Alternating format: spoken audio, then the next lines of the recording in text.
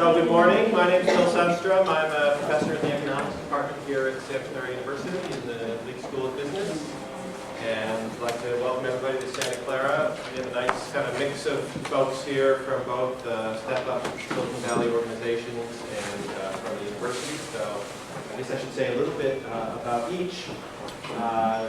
Those of you who haven't been here before on campus, well, you're at Santa Clara University. We are the oldest institution of higher education in California. It was founded in 1851. We're a Jesuit Catholic university. We have about 5,000 undergrads and a number of professional programs, including the School of Business. And the Dean of the School of Business, Drew Starbird, who provided the refreshments. So thanks to him. And thanks to Marianne Farag, who's in the econ department, who helps with a lot of the local arrangements. So enough about Santa Clara. Please feel free to walk around if it's not raining afterwards and look at some of our... The rose is always blooming here. I don't know why. And then Step Up Silicon Valley, for those of you who are Santa Clara folks, unfamiliar, is kind of an umbrella organization, network, and campaign to reduce poverty in the Silicon Valley local community, and consists of a large number of member organizations, service providers, and other kinds of nonprofits and advocacy groups. And it was originally organized a few years ago by the local Catholic Charities, and has been doing great work trying to really coordinate and network the anti-poverty effort here in the Valley, and has undertaken a number of interesting projects along those lines. Greg Kefferly is the Catholic Charities, and Almaz Nagash is our Step Up Silicon Valley person, and I'm sure if you don't know much about it and want to talk to folks after we finish about what's going on in Step Up, they'd be happy to talk about that stuff. So anyway, this is one of a sort of informal series of learning and development workshops or presentations that we've been trying to co-sponsor between Step Up and Santa Clara, and kind of provide some more intellectual academic background on some of the important poverty and inequality issues that we are trying to work to alleviate. So we're really delighted to have this morning's speaker, Chris Benner. Chris took the trouble getting up bright and early from Davis and drove down here on a potentially dangerous morning. He's the chair of the Geography Graduate Group, and he's also Associate Professor of Community and Regional Development in the Department of Human Ecology at UC Davis, co-author of several books, I believe, on issues related to these things. And I think the lasted of these is a book entitled Just Growth, Inclusion and Prosperity in America's Metropolitan Regions, co-authored with Manuel Pastor. And I think this talk is probably going to draw on that work and maybe some other stuff, talk about some of those issues. So I will just hand it over to Professor Chris Benner, and thank you very much for being here.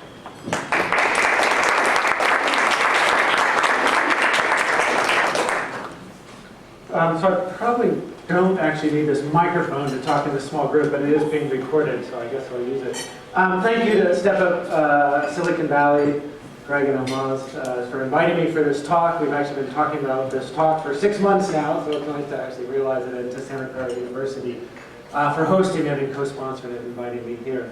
I'm going to do 3 things this morning in about 40 minutes or so, and hopefully open it up to some discussion, really, questions and answers. But you should also feel free to interrupt me at any point if you have some questions about what I'm presenting. And so the 3 things I'm going to do this morning, one is talk a bit about our overall economic context, and what I see as kind of 3 dimensions of our current economic crisis, and I really use that term advisedly. I think we are in a long-term crisis.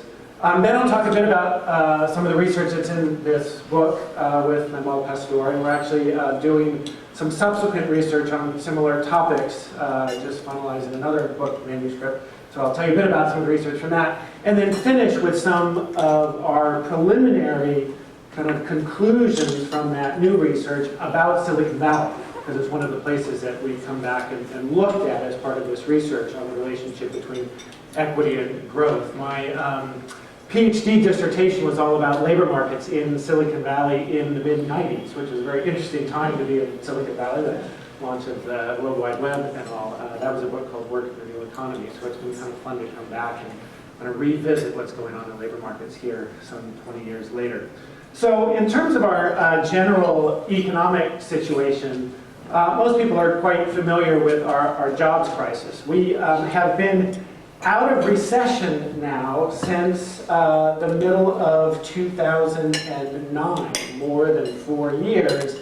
And this graph, which shows our overall gross domestic product, is now above where we were before the economic crisis of 2008 hit. But of course, our jobs are not back to where they were before the recession hit. Estimates are now somewhere mid-2014, we might get back to the same number of jobs that we had prior to the recession, but that still doesn't deal with the growth in the labor force. So we still have a number of years to get back just to where we were before the recession hit. This is pretty widely understood and talked about in mainstream media and broad policy circles. What's not as well understood is the longer-term, deeper job crisis. What I'm going to show here is once recovery starts, post-recession, for every recession starting in 1961, as soon as economic growth starts, job growth started as well. Except starting in 1990, we had a period of about 3 years of jobless growth. The 2000 recovery nationally, even longer period of jobless growth. And then this is our most recent recession of recovery. So what we have going on is this experience where companies in the economy are able to grow without creating jobs. And you can imagine what are the things that happened in roughly 89, 90? Well, it was the fall of the Berlin Wall, the opening up of the Soviet Union. China starts opening up at these times. These processes of globalization become increasingly integrated. Of course, the internet, rapid expansion of World Wide Web, technological change going on at this time, a whole system of rapid economic restructuring that's changing to a certain extent this relationship between growth and job creation. But it's actually a deeper problem than that, because it's not just a jobs crisis, it's an economic growth crisis. In the 1950s and 60s, we used to average about 4% growth in GDP per year. Started to decline in the 1970s, 80s, 90s, where we were lucky to average about 3% a year. In the 2000s and 2010s, we're closer to 1.5% to 2% a year. So in the midst of this economic restructuring with increased competition, rapid technological change, and all the issues that are going along with that, we have a major problem in dealing with our economic situation. So that's the first dimension of the crisis. It's an economic and jobs crisis. Yes? The GDP growth rate goes down only because just the basis goes high.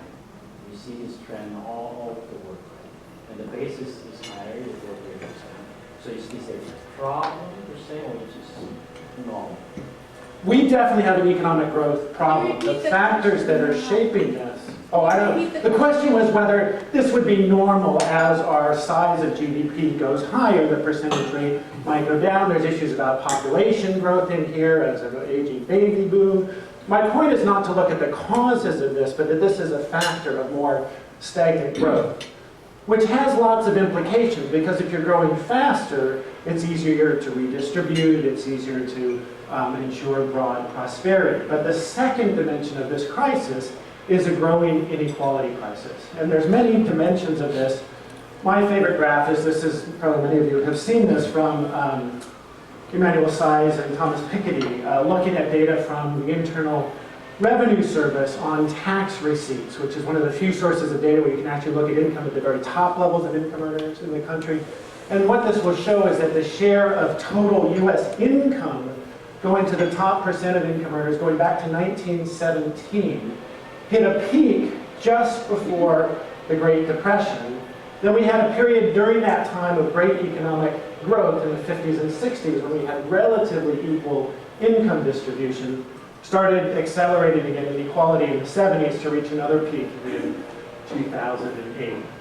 And we think this inequality is a key part of what drove the economic crisis of 2008, because you have a process of increasing numbers of the US population having to stretch further and further, going deeper and deeper into debt to maintain the American dream. And you have a concentration of wealth at the top that are increasingly looking for new and additional investments, and part of that fueling of the mortgage-backed securities crisis that resulted in that. So a crisis of economic growth and job creation, and a crisis of inequality in this country. So at the time that we really need visionary, foresighted, national level leadership to pull us out of this crisis, what do we have in Washington? And not a whole lot of confidence in Congress. My favorite poll on this was where people were asked to compare a whole series of unpleasant things in comparison to Congress. Congress lost out to lice, colonoscopies, root canals, Nickelback. Fortunately, schoolyard bullies, telemarketers managed to beat out Congress, so they're still doing okay. But anyway, there are some other indicators of problems at a national level that are longer term. The number of bills passed by Congress has been going down per sessions. That's from the 1940s onwards. One of the measures of partisanship, a party unity score, has increased over time since the 1970s. People typically look at that problem of partisanship in Congress as being deeply rooted in the post-2010 gerrymandering of congressional districts, creating safe districts for Tea Party members, Republican members, and to a certain extent Democratic Party on the other side. And so that people are more concerned about a challenge from the far right or the far left in a primary rather than serving the population as a whole. But that hides a deeper process of spatial sorting going on in the United States, where we were moving by income, by ideology, to different areas. And there's a couple of different measures I want to show of that. One is looking at a county basis. The number of people living in counties where either a Democratic or a Republican presidential candidate wins by a landslide, 20% or more. In 1992, it was only about a quarter of voters lived in a county where the presidential candidate won by a landslide. By 2012, it was half. On a longer-term trend, if you look at the median income of families in the neighborhood of residents, the percentage of the population that has lived in either extremely poor neighborhoods or extremely affluent neighborhoods has doubled over a 30-year period as well. Again, as we're spatially sorting into different neighborhoods and exposed to fewer people from diverse backgrounds by ideology and by income at least. Racial segregation is a little different story. Things are doing better there. But I think part of that spatial segregation has to do with a very fragmentation in the knowledge base by which we understand what's going on in society. This came out in the presidential elections last fall with Time magazine's, who's telling the truth. There are kind of extreme examples of this. The national poll that found that a third of all Republicans believe that President Obama is Muslim. And the survey of actually a third of all Americans who believed in the mid-2000s that the federal government was complicit in the 9/11 bombings as an excuse for invading Iraq. So we get some of that extremes on both ends of the political spectrum. But more broadly, I think what's going on is a fragmentation in the very source of information we get about what's going on in our society. That top graph is the percentage of the population by age group that reads a newspaper on a weekly basis. That's either online or in paper. We're down to less than a third of the population under 35 that read a newspaper. And you think historically the role newspapers have played as at least a broad source of information. They call it the fourth estate, really critical part of ensuring democracy in our society as a watchdog of what's going on. Where are people getting their information? Well, of course, increasingly it's customized news sources on the internet, blogs, internet sites, some of our own custom radio shows or television shows, and some of us will listen to NPR and read the New York Times perhaps. Some of us will watch Fox News and get our news from the Tea Party Patriots. But increasingly that sorting of information is happening through automated algorithms. So Google, Facebook, in particular, customize information to the preferences that are expressed by people and what they're looking for. So we're actually filtering out information that isn't in line with our broad interests and beliefs. So jobs crisis and economic crisis, growing inequality, and a lack of political leadership that at least in some way is rooted in a fragmentation of the very knowledge base of what's going on in our society. 3 dimensions of our current crisis. Now, I'm actually not here to depress you on a rainy Tuesday morning. I actually want to present solutions. And we think that some important lessons about solutions to this crisis emerge from regions throughout the country that have been successful over a long period of time, 20, 30 years, in creating not just growth, but in creating just growth. That is economic growth and social inclusion going hand in hand. And let me tell you a story about one of those places we looked at in the book, Jacksonville, Florida. In the 1960s, tremendously divided society, racial conflict, civil rights activists were trying to integrate the lunch counters in Jacksonville like their compatriots in Greensboro, which got much more famous. This is what political dialogue looks like in Jacksonville in the 1960s. There was a very famous incident called Axe Handle Saturday, where white segregationists handed out axe handles to people who were then beating up the civil rights protesters. The city police at the time refused to intervene to protect the civil rights protesters until the protesters then grabbed the axe handles themselves and started defending themselves. Then the police intervened. The mayor at the time, who was an avowed segregationist, praised the police for their work and basically lied on national radio about what was going on. It's interesting, there's very little information about this event and very little footage, either photographs or video footage at this time. It's kind of almost been wiped from the history of Jacksonville, but a very important part of its history in the 1860s. Well, what happened after that? Well, one of the things that happened is the population of Jacksonville got rid of their city government. Wasn't quite the city government. They merged the city government with the surrounding county government to create what is still the largest city by land area in the lower 48 states. Now, why is this important?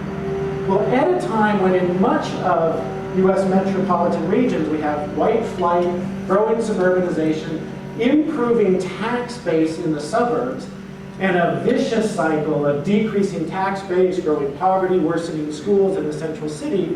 Well, in Jacksonville, that's all one tax base in one region, and one school district that can be planned for on a single basis. So integrating what had been diverse constituencies in many other regions.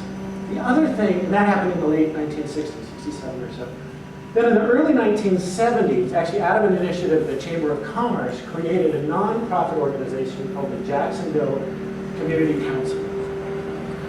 This organization provides indicators of what's going on in Jacksonville, quite similar actually to the Joint Ventures Index of Silicon Valley that started in the 1970s, important base of knowledge of what's going on. But the other thing they do is create community councils. And these are groups of 20 to 25 people selected deliberately to represent diversity of the population of the region by income, by race, by ideology. And they are tasked on a year-long process of investigating a single issue or problem in the region. Could be high school dropout rates, could be addressing poverty issues, could be growing green jobs or redevelopment at the airport or growing transportation systems. What's critical about this, they go through every week meeting for 3 hours, meeting with stakeholders, resource people, political leaders, researchers, getting a sense of what the problems are, and they come up with a set of recommendations for solutions. What's critical is these solutions are come about not through voting, but through consensus. And in that process, they have to come to terms with the different perspectives of everyone in the region, and everyone that's part of that process, to figure out how do we come up with a solution that represents, at least on some level, everyone's interest in that process. Now, what's going on in Jacksonville during this time? Well, between 1980 and 2000, the core period of just growth was, Jacksonville grew twice as fast as the average metropolitan region in the country, and reduced inequality and poverty at a time when it was increasing on average in most metropolitan regions. So it's one example of one of these just growth regions. Before going more into the research that was part of the book, I want to step back a bit and put it a little bit in context of kind of the research that we're building on. In your introductory economics course in college, those of us who had the fortune or perhaps misfortune of having taken undergraduate economics courses learned that often inequality and growth are seen as not necessarily incompatible, but often going in different directions. And if you intervene in the market to promote social goods, you'll be reducing efficiency. So you have these trade-offs between equity and efficiency. And some of the arguments are that, well, you need a certain level of inequality to promote incentives and motivation. You need certain concentrations of capital for large-scale investments in new capital equipment, new factories, new technologies. In some cases, it's simply seen as a byproduct of shifting from low to high productivity sectors, and so that those sectors of the population that have outdated skills have lower returns in the labor market, and those in those cutting-edge industries have much higher. What's interesting, though, is that there's a growing body of research documenting that at least at some levels of inequality is actually decreasing growth or associated with lower growth. Now, to a certain extent, that's been part of Keynesian economics since it emerged in the 30s and 40s, where the national government's role in ensuring effective demand through social welfare programs and various things is critically important part of ensuring growth over time. But what's interesting about this new research, some of it coming from such liberal economic organizations as the International Monetary Fund, find that what's happening in the global south is that those countries that are more equitable over a 50-year time period have actually grown faster. And it has to do with a series of factors related to political conflict and confidence in institutions and the relationship between social equity and outside investment and growth over time. And in the United States, this evidence has been emerging of the relationship between growth and equity at a regional scale, really emerging since the 1990s, early 1990s. And almost no matter how you look at inequality, whether it's the relationship between income in the central city and the suburbs, or looking at poverty gaps and segregation, looking at measures of racial inclusion and income equality, a whole variety of things, those regions that are more equitable grow faster. There's a strong statistical relationship. Again, some of the strongest work in this area is from that other well-known liberal think tank, the Federal Reserve, in this case in Cleveland, who have been looking at measures in 136 different metropolitan areas, 4 measures of growth, per capita income, employment growth, metropolitan product productivity, looking at 38 different variables that might be associated with that growth, clustering it in 9 different broad indicators and things that we might expect, like skilled workforce, technology commercialization, business dynamics, individual entrepreneurship. The factor that's most consistently related with all measures of economic growth is their measure of racial inclusion and income equality. So there's quite a bit of evidence that they go together. What's relatively new research is how and why. How is it that regions that are more equitable are able to build that linkage between growth and equity?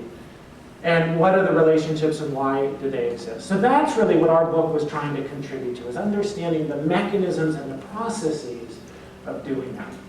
And so the steps really require, to do that study, 3 different steps for the research. The first is we got to identify those regions that have been successful in promoting growth and equity together. Then we can do some quantitative analysis of looking at, like this, a set of structural features that might help explain that outcome.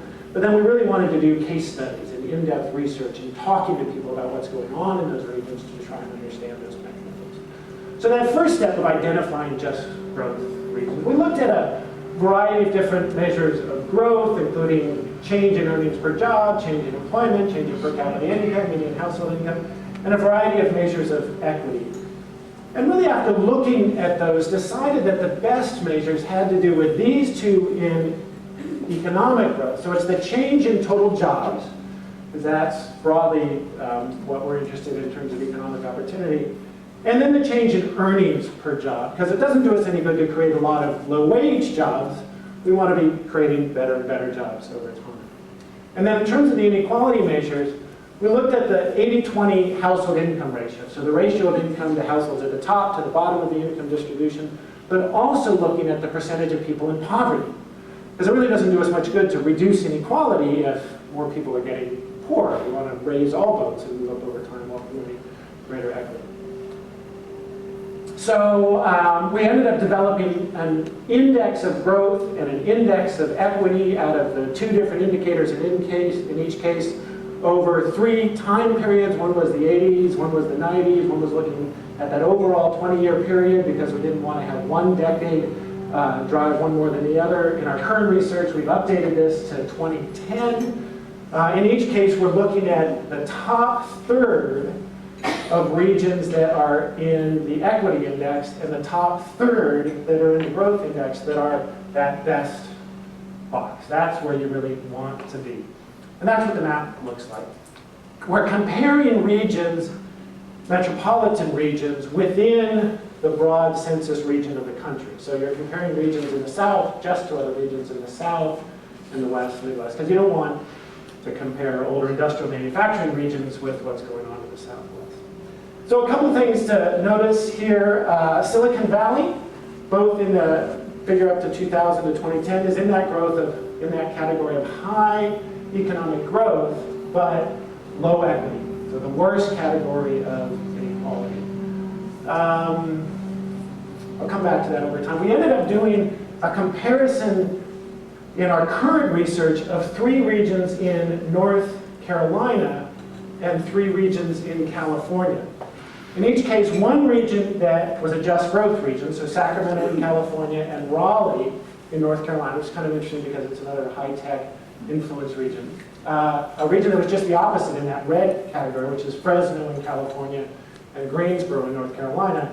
And then a region which has a reputation for strong levels of collaboration, knowledge sharing, information flow within the region, and yet that hasn't translated into growth and equity, because we're trying to understand what's happening with diverse constituencies in the region. I'll tell you a bit more about that in a second why.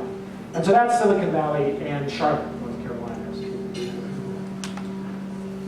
So the structural part of the analysis, we looked at a variety of different indicators around employment, industrial composition, how many people in high-tech industries, construction, manufacturing, et cetera. Set of geographical and distributional dimensions, workforce demographics, some interest in regional growth or justice, a variety of simple correlations, some multivariate regressions and Logan models. People could ask me about the specifics of that.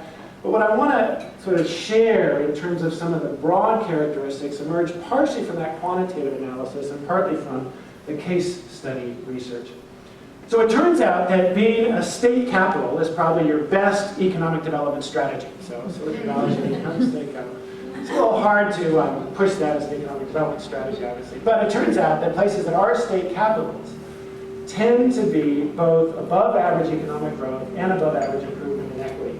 And part of that, we think, is because the public sector can be a counter-cyclical force in the broader economy, sort of balancing out the ups and downs of the private sector. It was true that public sector employment also was a key part of explaining trends in Jacksonville, which has a lot of Navy employment, a lot of military employment in shipyards. And then Sacramento was a case where, in our first study, it did very well in the 80s, actually did very poorly in the 90s, and then has recovered a bit in 2010. And what explains that very poor performance in the 90s was the closure of 3 military bases in Sacramento during the base closure process. And the key point about this is that the public sector is often seen as a draw away from the economy, right? So you've got the economy there, you can take some taxes out to support public goods, but that's not part of the economy. In fact, the public sector is a critical part of regional economies. It's an important employment sector, an important basis of demand in the regional economy, but it's also an important investment in schools. Large, public universities is a big part of that, public employment, K through 12 schools, et cetera. And the public sector, of course, plays a critical role in ensuring our infrastructure around transportation systems, movement of goods, healthcare, which is really important for the productivity of the workforce. So the public sector is a critical part of that economic growth. public sector was also really important in explaining some of the dynamics in Denver and perhaps other places where it had very poor economic growth and growing inequality in the 80s, but managed to turn it around in the 1990s with strong public sector investment in what was essentially public works programs. So major new stadium for the Denver Broncos, major new airport, Denver International Airport. A lot of this was public-private investment, a new convention center. They've continued that public investment with a large-scale light rail system. So that's been an important part of explaining Denver as part of that. We had a couple different measures of education. One was looking at the percentage of population with a bachelor's degree or higher. And then we're also looking at the percentage of population that had at least graduated from high school. And it turns out both are broadly correlated with both growth and to a certain extent equity. But it's that measure of the population that's managed to get through high school that was more closely related to both growth and equity. So one of the policy implications is that, well, sure, we should be paying a lot of attention to getting people into four-year degrees and bachelor's degrees, but we should really be paying a lot of attention to make sure we're reducing our high school dropout rate, because that's a real drag on economic growth. We had some measures in there of the percentage of the African American and Latino populations that were in middle income brackets in the region. That turned out to be very strongly correlated with growth and equity, and in our case study interviews, turned out that what people were saying is that that was a very important bridge building population. So a group of people that had emerged into business leadership and private sector leadership, in many cases often in professional occupation, but had connections and a history with disadvantaged part of the populations and being able to be a bridge builder between those sectors of the region. We had some indicators looking at housing and the relationship of access to housing and both economic growth and social equity. The only consistent measure, we had a couple different measures having to do with spatial segregation by income and by race. And it turns out that those regions that have both greater integration by race and income across the region have both higher growth and higher equity dynamics. It's kind of interesting, this percentage of home ownership rate does contribute to greater equity, or at least is related to greater equity, but is actually associated with slower growth. And there's some more recent research amongst economists that are looking at the ways that that ties to homes makes it harder for labor markets to adjust, essentially. Harder for people to take advantage of new employment opportunities that may exist either in other regions or other part of the region in which they live, because it limits their search capabilities over time. I think that's interesting work going forward. I mentioned Jacksonville being a regional economy and having most of its jobs now within the single regional city. It turns out the ratio of principal city employment to suburban employment was an important indicator. Nashville is another region that was a merged city-county that also had a high concentration of its jobs in the central city. Cleveland, which was kind of the opposite dynamics, is one of the worst regions in terms of most of the jobs having fled to the suburbs and creating this big division between them. But you don't have to have a regional government to be a just growth region. Now it does help, and some of the regions that we're looking at in our current round surprised us because they emerged in some of these dynamics in ways that we didn't know, and we didn't know they had a regional government. So Oklahoma City is one of those places which had a very terrible economy and growing inequality in the 80s and early 90s. But starting in 1992, we have what has now become 4 successive Republican mayoral administrations, mayors, and a very conservative, well, state overall. It's the only state in the country where every county voted Republican for the presidential candidate in both 2008 and 2012. And they're very proud of that fact. They told us when we visited. But the Chamber of Commerce there has been a big leader in pushing for increased taxes for major public sector investment in a variety of public infrastructure projects. This started, it's called MAPS, the Metropolitan Area Project, something, I forget what S is. Started out in 1992 with an integrated 9 major project initiative that included a downtown arena that became the home of the Oklahoma City Thunder. It included some efforts to redevelop what's now the Oklahoma River. It had been called the river that you had to mow because it was so grown up with grass, and they turned it into a beautiful open walking space. A new major public library, investment in transit systems. And what's interesting is that the way this was sold to the electorate was this sense of you have to have all these projects integrated going together. So there was an arts project, and if you're interested in the symphony, are you really going to give up our investment in the symphony because you don't like baseball and don't want us to build that minor league baseball stadium? So it's about helping people understand the connections between them. And part of what drives that, we think, is that Oklahoma City got to a regional government through a different process, essentially through a process of annexation. So in 1950, the city of Oklahoma City was only 50 square miles. 10 years later, it was 650 square miles. It had grown by that much of annexing adjacent land. One of the programs that is part of this increased taxes is investment in education.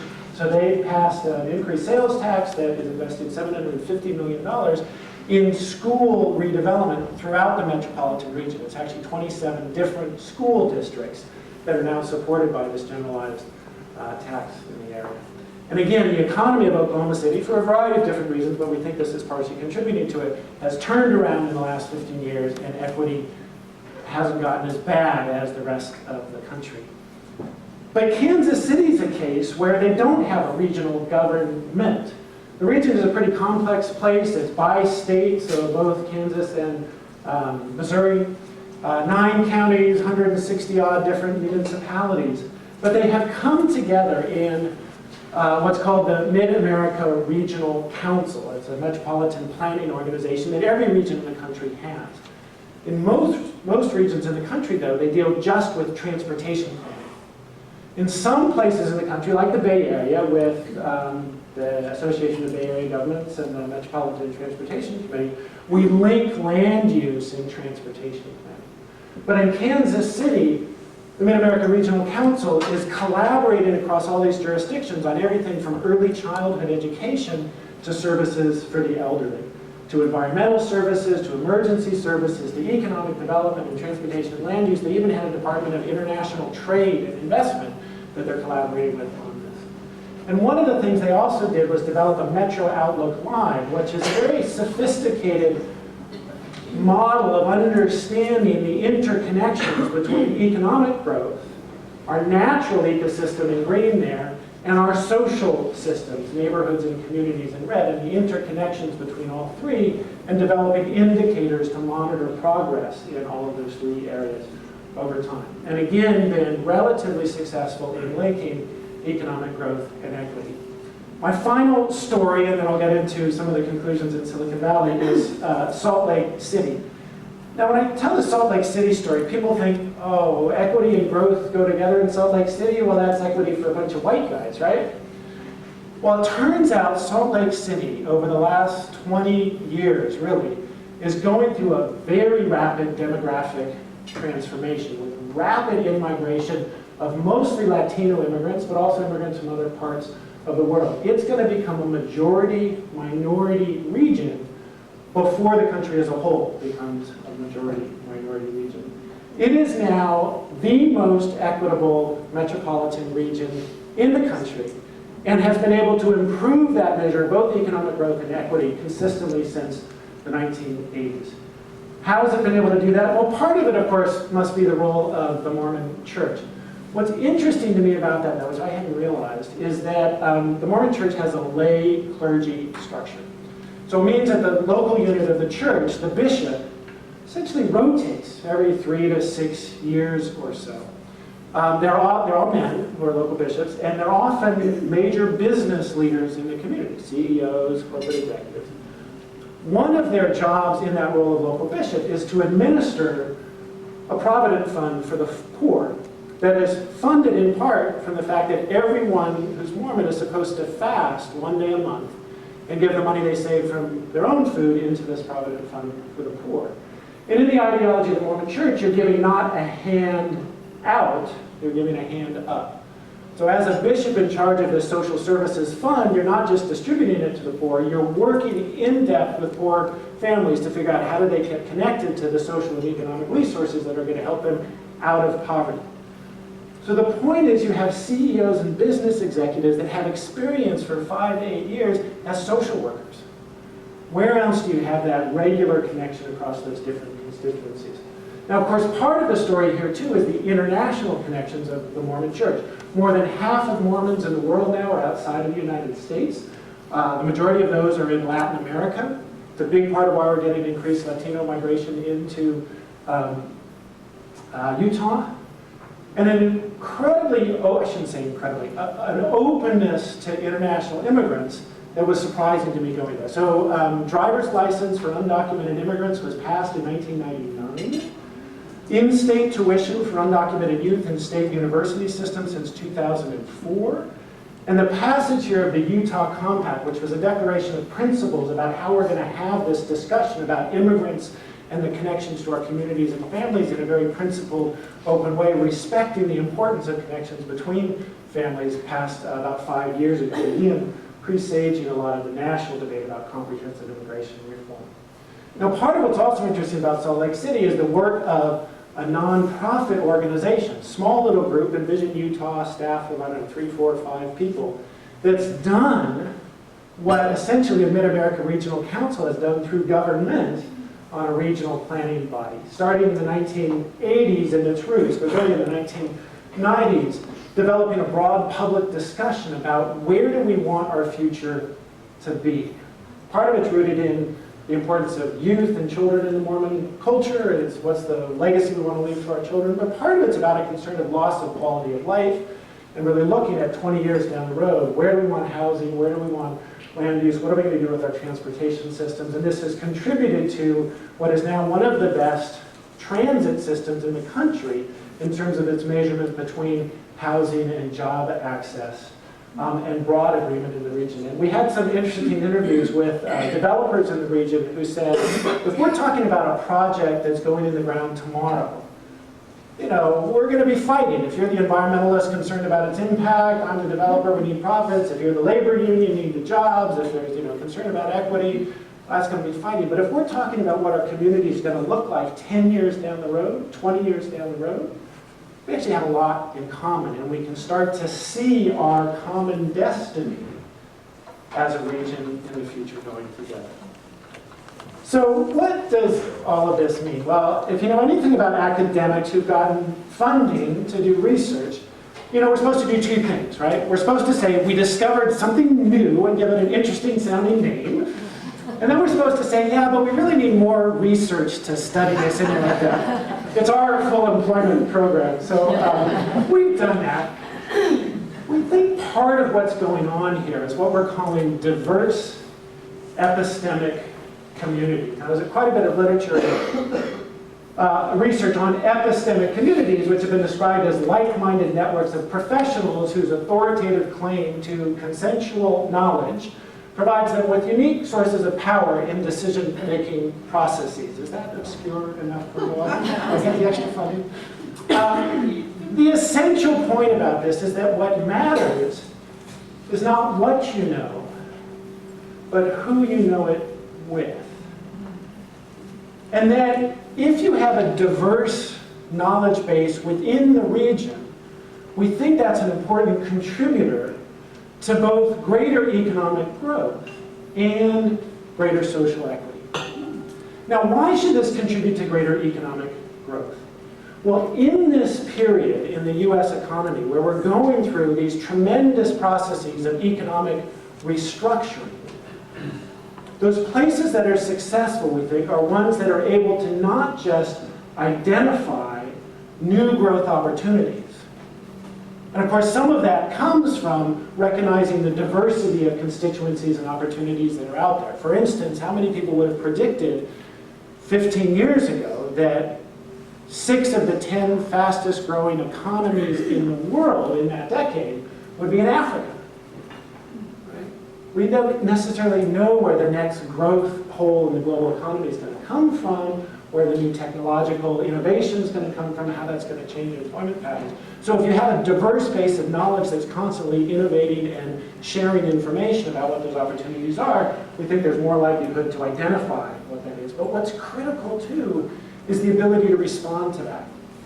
that competitiveness in this new global information economy is rooted not just in individual firms, not just in clusters of related firms in semiconductors or movies or whatever else, largely in the relationship between those firms and broad sets of suppliers, but also the community colleges, the university systems, the K through 12 colleges that are helping to prepare a workforce that would go into those new and growing industries, but also critically, the cultural values and aspirations of youth and people in the labor market about what kind of jobs they want to have. And when those are aligned and connected, we think that that enables regions to respond more quickly to economic change and to grow faster in these new opportunities. I think the connections around equity are probably a little more obvious when you're connecting different racial constituencies, income constituencies, geographic constituencies that allows regions to grow together. So that's the hypothesis and the organizing, and that's what the new book is all about, is really looking specifically at conflict and collaboration across diverse constituencies at a regional level, and how information is shared across those diverse constituencies. So we're looking at 10 new case study regions in the country, doing some more quantitative data work. Silicon Valley is one of the places we looked at. And I want to give you just a few statistics and insights from that research and really open it up for your feedback and discussion. So one is looking at our just growth indicators of employment, earnings, poverty, and inequality. This is from 1980 to 2010. Silicon Valley is in blue. The other metropolitan regions in the west are in whatever, orange, red, and green is the US as a whole. Employment over that 30-year period, Silicon Valley is underperforming in job growth for both the US as a whole and other metro regions in the west. Doing much better in growth and earnings, but we'll look a little bit where that's coming from. Underperforming in terms of change in the poverty level. So growth in poverty is higher in Silicon Valley. Now, in some cases, this is because it's starting at a lower base. This comes back to your point. But partially, we think that's because the measure of poverty in Silicon Valley with such high cost of living, is actually perhaps not a very good measure. We should probably start at a higher level. And then inequality, of course, is growing. When you look at overall, this is the cumulative job growth. Up through the 80s and 90s, Silicon Valley was outperforming the US as a whole. But of course, it crashed in 1999 and has never really recovered dramatically since then. It's been pretty flat. So volatile employment. Rapid growth in earnings at the top, at the 80th percentile, the 20th percentile in inflation-adjusted terms, maybe $1,000 more in 2010 than in 1980. This has racial dimensions to it, of course. The higher education levels you have in Silicon Valley, the higher income or hourly wage level overall you see. But what's interesting is in that Latino population, even those Latinos with a bachelor's degree or higher are earning substantially less than any other racial group. And when you look at the employment figures in the high-tech industry in Silicon Valley, overall, the Latino population in Silicon Valley, Santa Clara County, about 25% of the workforce. In high-tech industries, it's about 7%. And many of those are in the lower end technical positions and support positions, not in higher positions. So there's a big problem with racial inequality here. And when you look at overall households by income level, partly what we're seeing is a growth in the bottom third, a shrinking in the middle, but also a shrinking at the top as well. So it's essentially, people talk about the hourglass economy. I actually think of it more as an elongated pear economy that's occurring in many parts of the US and here in Silicon Valley, where the top is shrinking and more people are being pushed down to lower levels in the labor market. And when we look at the last 20 years, at least up to 2010, of job growth by industry, by the average wage level in the industries, we're getting some job growth in those industries that pay low and medium level wages, but an actual decline in industries that have high wages on average, even though earnings in those industries have gone up dramatically. So as part of our comparison with Raleigh and other places in Fresno, in some ways it raises a question of, well, who are the benchmark regions for Silicon Valley? You'd like to think other high-tech regions are the benchmark regions, and Raleigh is outperforming Silicon Valley in employment, not so much in earnings, but certainly a lot better in poverty and inequality. Fresno, our red region, is actually outperforming Silicon Valley over this 30-year period in job growth. And actually in inequality also, but doing worse in poverty and earnings. So, the key issues for Silicon Valley that we're talking about in this book, and it's not out yet, so I'd love your feedback and ways we should refine this analysis, that we have this volatile employment with rising inequality and poverty. But then in talking to people and doing interviews, especially compared to the research I was doing here in the mid-90s, we've seen a process of, I think, increased, particularly income segregation. And part of it is the way that the increasing global connections and global orientation of the high-tech industry and workers in the high-tech industry, and of course some of it involves migrating up the peninsula and moving into San Francisco and all that, has meant both that there's less of a connection to the disadvantaged sectors of our region, and perhaps less of a concern. I mean, it's hard to compete in this high-tech industry with the rapid change, and so there's a lot of focus out there. And to the extent that there's concern in this constituency about the less fortunate, it seems to emerge in multiple different ways. One is, what about the less fortunate in India or China or Africa or other places? There's tremendous need, so there seems to be a lot of work going out there. There's some investment, of course, in Catholic Charities Local and the stuff of Silicon Valley and some of the work of the Community Foundation in this area. But there's some real questions about how much of a commitment I think there is to at least the workforce in high tech to the place. And then in terms of how real is the collaboration across diverse constituencies, I'm going to leave that up to you. Our sense in talking to people this time was that a lot of people were saying, it's a tale of two valleys. And very different worlds and connections and disconnections going on. So, the final conclusion I want to leave you with is that I think there's a lot of research now, ours and lots of others, about this correlation between equity and growth. I think the research on the causes is still relatively new, and in the book we phrase a lot of our conclusions as hypotheses, preliminary analysis, correlations, not causation. We're really trying to kind of spark a debate about this rather than saying it's definitive. But it seems to be that those regions that are successful in building that sense of long-term mutual destiny together in a collaborative way across multiple constituencies have been more successful. And that's what we think we really need as a country, not just in our regions together. So let me stop there and take your comments, and thank you very much for your attention.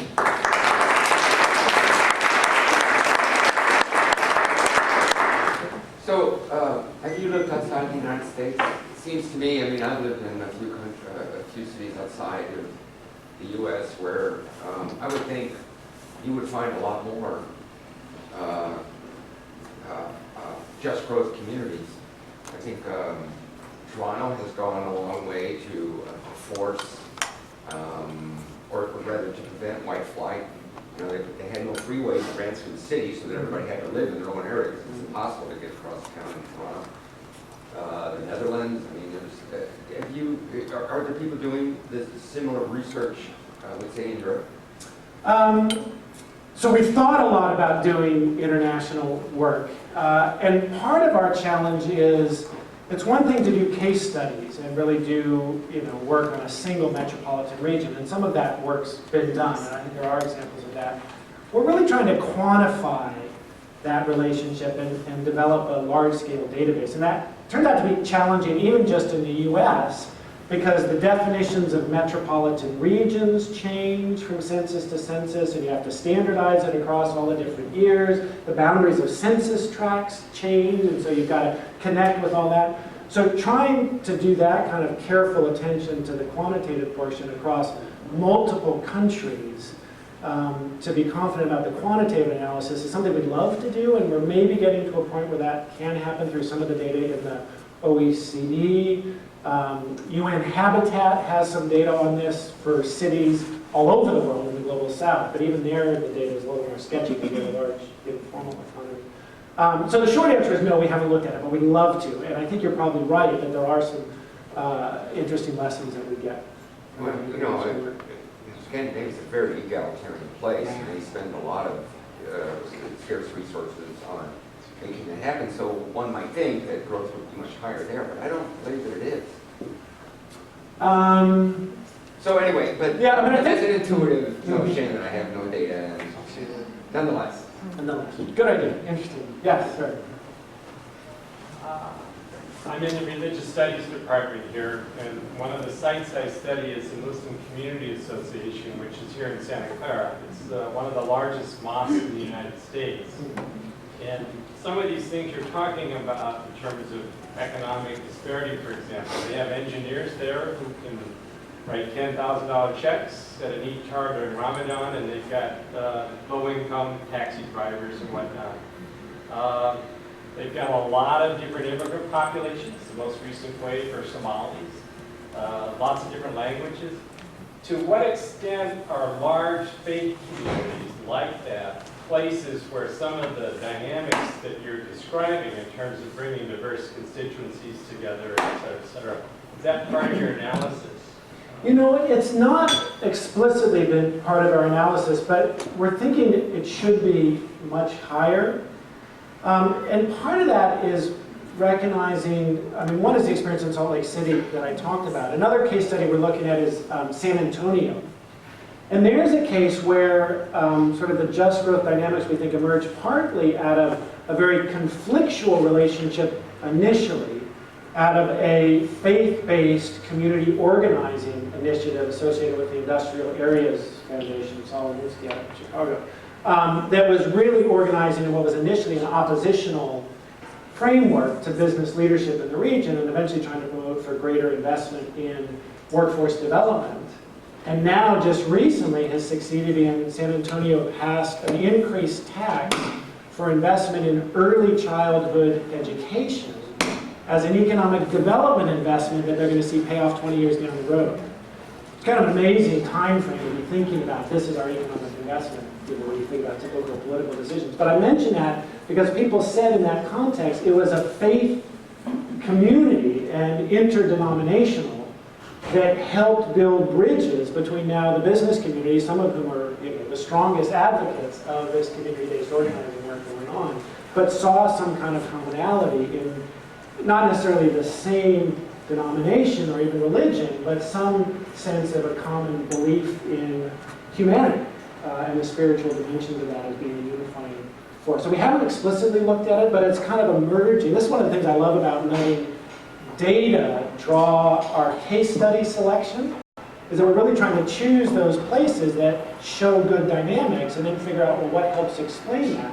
So we wouldn't have gone into this research saying how we should look really closely at the role of faith communities in shaping that, but it's emerging in our interviews in ways that we really should look at. One of the challenges, though, is our census doesn't gather data on religious beliefs of the population. That's part of the explicit separation of state and church. So it's hard to get consistent data to Going back to your slide, diverse epistemic communities, and that's a really quite a mouthful. I love the concept of the conflict, collaboration, and how we function share. The public sector is so critical to investment and importantly for economic growth. Using Oklahoma, Kansas City, all of the children we talked about, how do we change the present conversation around the absolute disrespect for anything public? I think that's a really important question. I've actually done a lot of thinking about, although not much writing about it. And I think the problem we get into is this debate about private versus public. Because then those of us who have a belief in important roles of the public sector end up in a position of defending the public sector irregardless of a lot of irrationalities and bureaucratic tendencies, and then of course there's the whole prison side of the public sector that is kind of a debate on its own. And the private sector side gets to talk about the benefits of the private sector without talking about all the pollution or social dysfunction or issues that go along in the private sector. I actually love the framing of, people may know an initiative out of Berkeley called The Story of Stuff. Annie Leonard puts together these great little videos that capture ideas in ways that are really effective. And one of her most recent ones is, we've got to change the rules of the game so that we're talking less about more economic growth, and talk much more about better. How do we have a better society? How do we have a better economy? How do we have a better, environment to live in? And that, I think if we can frame it that way, to really look at those public sector programs and figure out, well, what is better and what is dysfunctional? And how can we have that debate? Now, of course, it becomes hard in a context where some people are saying, well, we've got to, cut out the public sector completely. But part of what gives me hope is, again, these conservative Republican leaders in Oklahoma City, some of them who the individuals and some of them most of their close friends in Washington are saying, cut, cut, cut, cut, cut. When it's about their own place, they're saying, well, in fact, we need the public sector because it has the scale and the breadth that's needed to make the level of investment we need to turn things around. So it's a commitment to place trumps the commitment to ideology. And so I'm actually a big believer. My degree's in urban planning. I teach in a community and regional development program. I really look at that kind of bottoms-up approach. And so really working in our regions, and there's a bunch of economic reasons why regions are an important economic unit, having to do with commute patterns and processes of innovation and the importance of infrastructure in moving goods and people and services and the role of education systems. All those decisions are made predominantly by local and regional and state governments. And so when we can talk at that level, get away from ideology, get away from the 50% plus one wins a policy to processes that require a deliberative democracy, I think we're likely to be more successful. I clearly sparked a lot of ideas. We'll start over here. To the first bullet point here, one of the biggest sectors of job growth for us, and I think the reason why there's less numbers of jobs is because the new jobs are in the IT sector. And that requires a very specific skill set and a lot of education. So I'm trying to, how do you convince our tech CEOs that, that you shouldn't be going after or employing or finding ways to find, the skill set, because we know our education system is not getting our immigrants or getting those who are in poverty, interested in technology, right? How do you say, okay, it's going to, even if we got every single poor person to pursue engineering and technology right now, and in 20 years, they will have the skills to then now run your company or be employed by you. How do we get them to kind of change the conversation about this? I guess. Such a big question. And I'm wary of time, so maybe what I'll take is, I want to answer your question, but I want to take 2 or 3 other questions and see if I can link them all together. Mine is very similar to his. And actually my question is, why should we ask them to do that?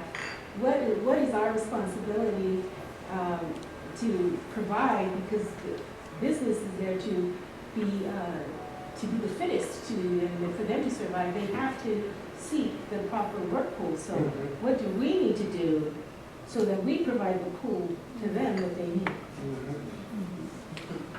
Chris has been fantastic. I really enjoyed it.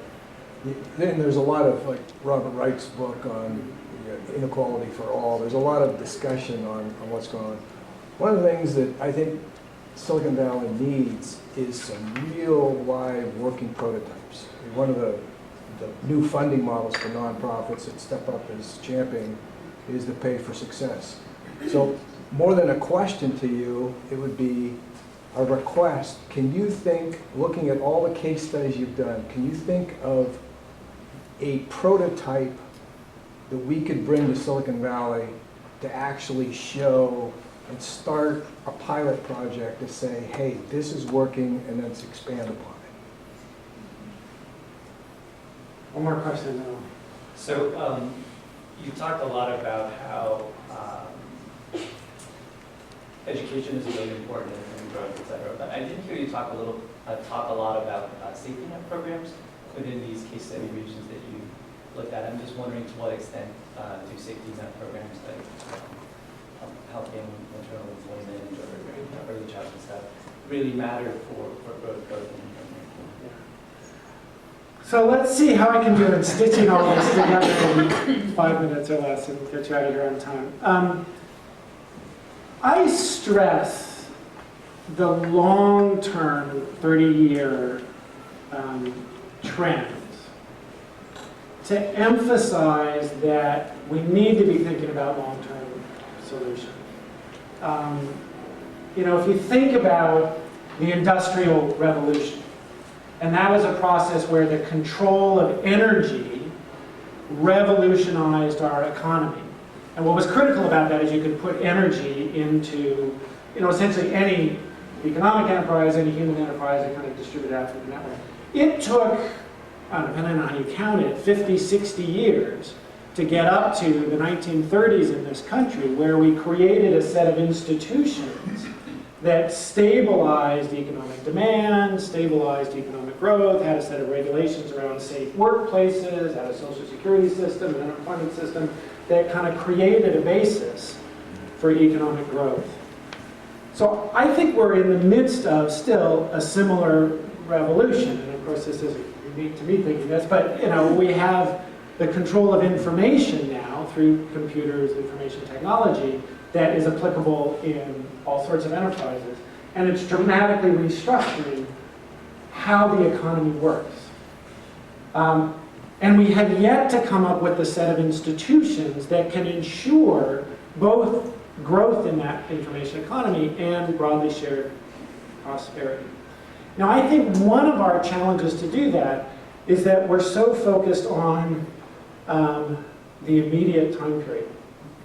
And so we want to get more jobs, right? We have an unemployment rate of 7.2%. We need to get jobs. We need to get people out of poverty. We need to get them back on the street. When I think what's really critical, one simple way to think about it is careers.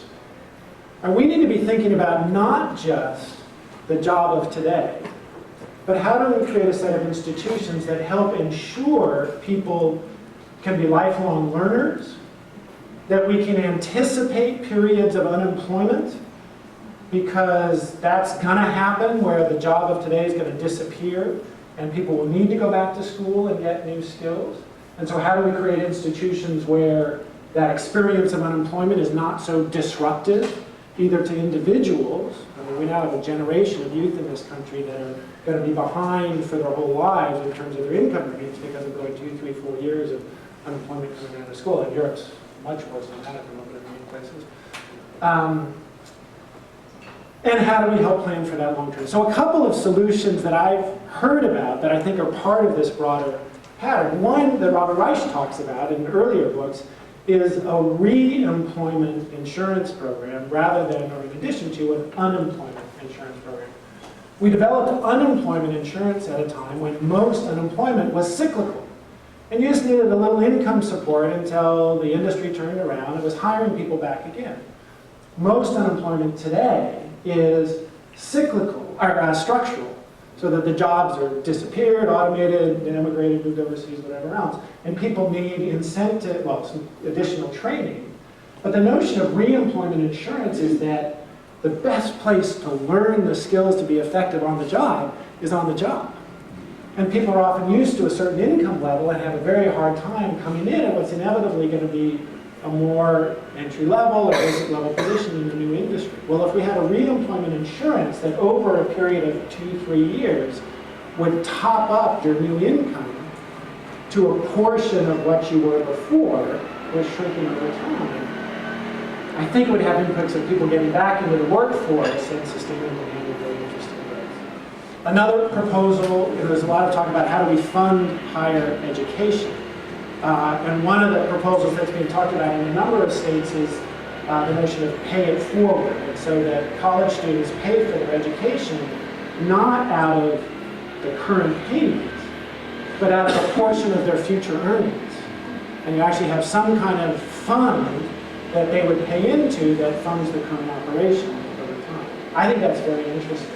Another policy that a guy named Sasha Bramsky, who's a journalist, just had a book came out about poverty, and one of his proposals is, well, let's have a fund that everyone who's born gets $1,000, $2,000, something like that, you figure out what it is, that then gets invested over time, and that's available for a college fund by the time they get to 18. And with interest over time and accumulation, that can become a significant amount of funds to make college available for those people who come from poor background. The universal policy.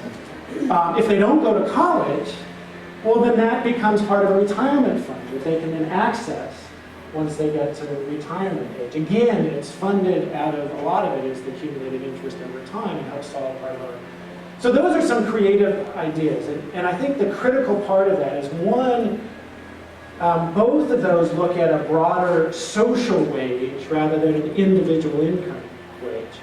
And recognizing, I think, that in our information economy, what drives innovation and growth over time is not the individual creative, person who comes up with a solution. It's out of a complex set of interrelationships between people and firms and through the media and all those kind of connections. And it's really hard to attribute the individual responsibility for that. And so I think we should have some greater basis of social welfare and support. Again, to make some of those ups and downs in the labor market less dramatic for people. There's other examples of workforce development programs that help kind of connect people to different industry sectors. But I think in terms of those principles, it's long-term thinking. So what do we need to build careers? And some kind of component that recognizes that there's a social process of information, and so we need more social wage functions to help support that. So, should we stop there? Thank you very much.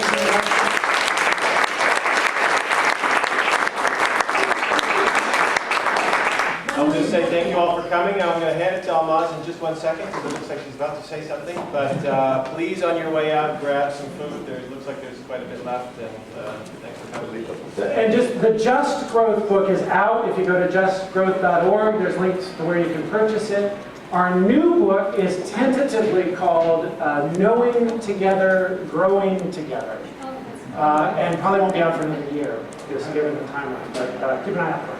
Chris, thank you so much. Can we use your PowerPoint with the presentation? Yes, please. Okay, so I'll post it on the website. So what I took out of your presentation is something that you just said it too. You said something like, what matters is not what you know, but who you know it with. And I think this is a message for all of us.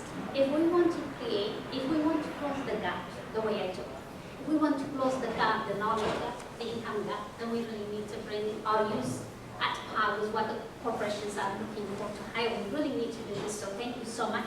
We have a long way to go. Step Up is trying to figure out what the solution is. We don't know yet. You also talk about the invisible community. We really have that community that is poor, that is not pretty much insight to many of you. I encourage you to participate with Step Up. We have a poverty simulation where we actually make you poor for a couple of hours to understand what it feels to be poor in our community. We do advocate for policy change, and we incubate systems change. We still are trying to figure out whether we can be the envision of Utah, so I'm going to learn what they did. Thank you so much. If you haven't signed up, sign up. I will be able to send you all the newsletters from Step Up. Thank you so much, Bill, for doing this. We're going to continue to work with Santa Clara University. We are talking about environmental injustice or justice. That's a research being done at Santa Clara University, and that's the connection between the poor communities in our community and what the impact of environment is.